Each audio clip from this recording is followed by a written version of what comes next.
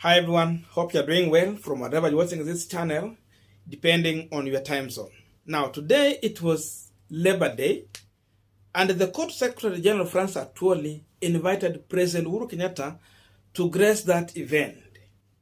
And when the president got a chance to speak, President Uhuru Kenyatta used that opportunity to hit hard on his deputy, William Samuel Ruto.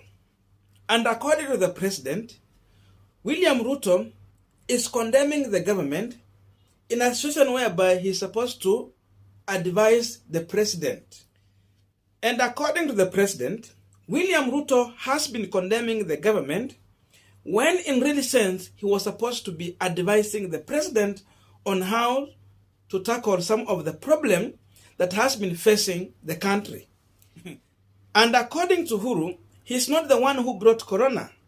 Corona was an international disaster. So no blame should be put on him nor on his government. The second issue is the issue of fuel. And according to him, he's not the one who started the war in Russia. And therefore, this issue of oil has been engineered by the international players. So no blame again should be put to him. So I wanted to listen to him shortly while hitting at his deputy. And after that, we are going to look at the response from William Samuel Ruto, because Ruto has already responded to Uhuru Kenyatta. Then we will also give our view until end. Badala ya viongozi kuwa wanaketi kusema tutasuluhisha namna gani, jameni, tutasaidiana namna gani, wengine wanaenda huko kuinsight wananchi. Angalia hii bei imepanda, uliza Uhuru. Yaani mimi Uhuru niko Ukraine, mimi ninafanya nini huko? Jameni.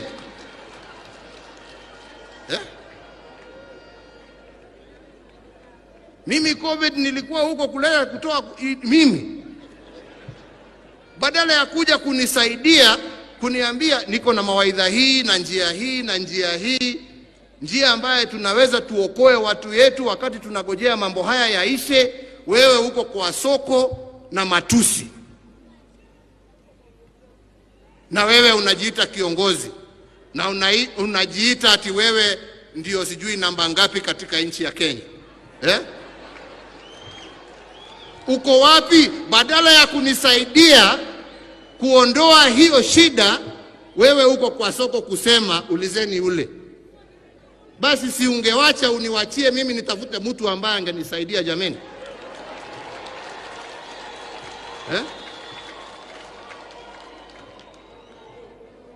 Tuambiane ukweli, jameni. Mimi wakati unafika lazima watu waambiane ukweli. Wewe unajua hii shida sio ya mtu. Hii ni shida ya uko wapi wakati mimi nakuhitaji. Na ndio mimi nashukuru huyo mzee. Huyo mzee at least hata kama alikuwa na mambo yake alikuja kunisaidia. Now, Ruto responded to President Uhuru Kenyatta by sharing that video on his Twitter handle, and this is what he's saying. Sorry, my boss. I feel your pain. Those you assigned my responsibilities and project, in bracket Mzee, have let you down miserably. They bungled our big four, killed our party, and wasted your second term. Wao ni bure kabisa.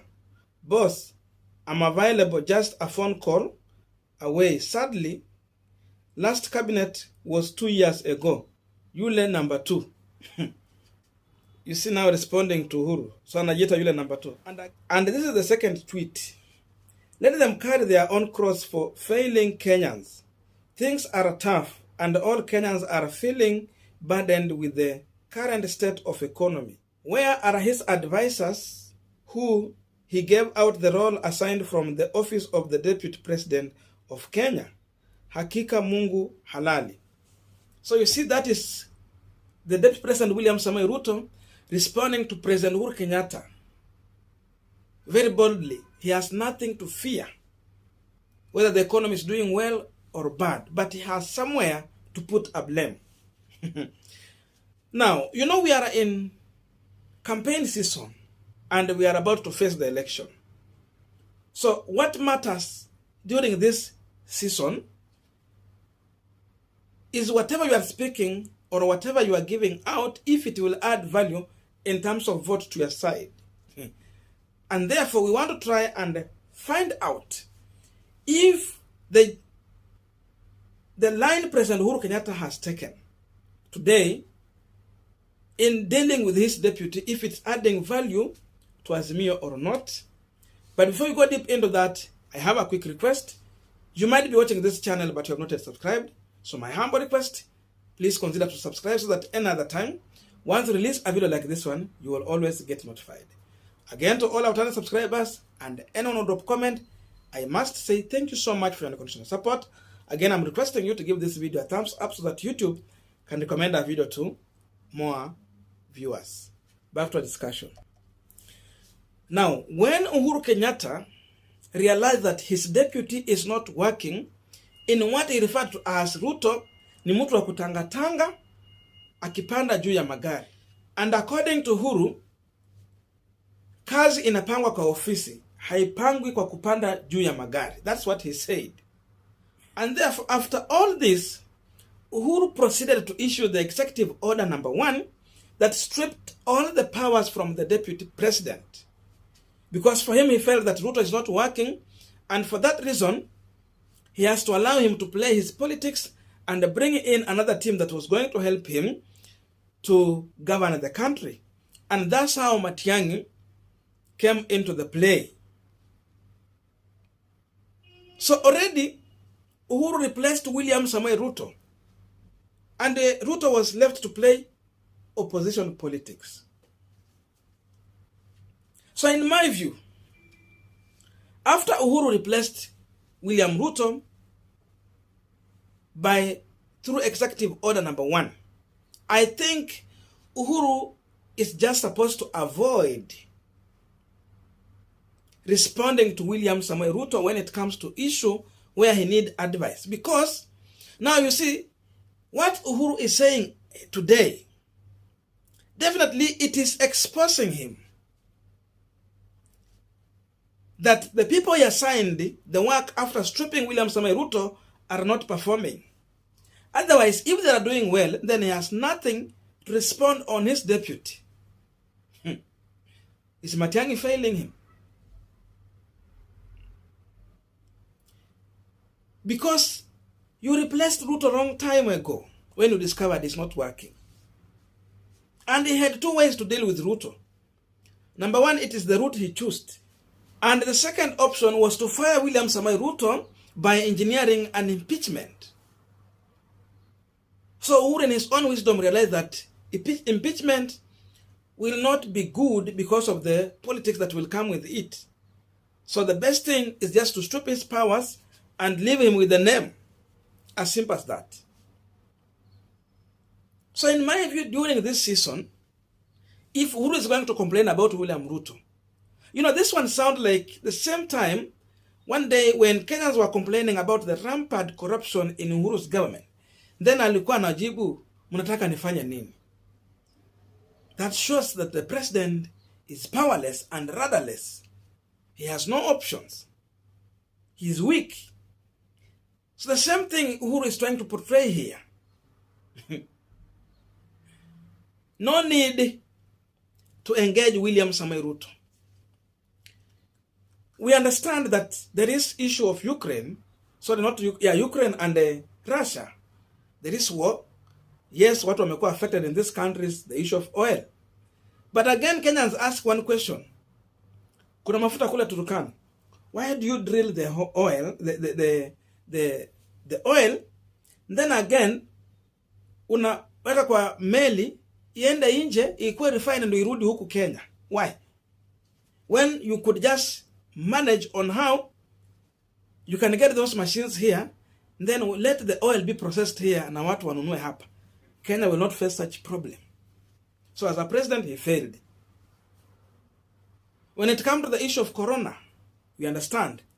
But when did Uhuru Kenyatta government fail? When did it start failing? Go and check properly. The companies, factories, started closing all the way from 2013. So it is Uhuru and Ruto who failed the Kenyan economy from the word go. It did not start today. It did not start with the corona. Many people closed businesses when the taxes were increased, when they were harassed, when their structures were demolished without plan B. So this blame cannot be even be put on corona. No.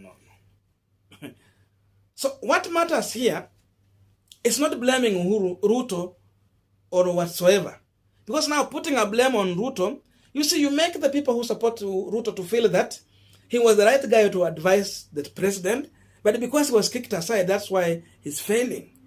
And that's why he's making noise in public. What matters here, because what Uhuru is saying cannot convince Luos, Kambas, Kisses, the coast people to vote for Raila Odinga. These people are just going to vote for Raila because the vote is there. What matters here, what Uhuru need to do, is to make sure what he's saying is going to convince his people in Mount Kenya region to vote for Raila Odinga. That's what matters a lot. Now, when you put this blame, the people of Mount Kenya are seeing that now, because you kicked Uhuru Ruto out, that's why you are failing. So you needed him back. I don't think if this can convince those people to vote for Raila. No, it cannot. Let the president look for a way to deal with this issue. Because what matters is for him to bring the Mount Kenya region votes. Nothing else. Nothing else. So in my view, Uhuru remarks has no any impact to William Samoei Ruto. It was waste of time. And again, he has exposed himself. So you are popularizing for UDA and the Kenyatta'S by design. I don't know what to think about this, but that's my view. So let us have a coordination of this conversation through the comment section. Otherwise, thank you so much for listening to me up to this far. May good God bless you and see you in our next video.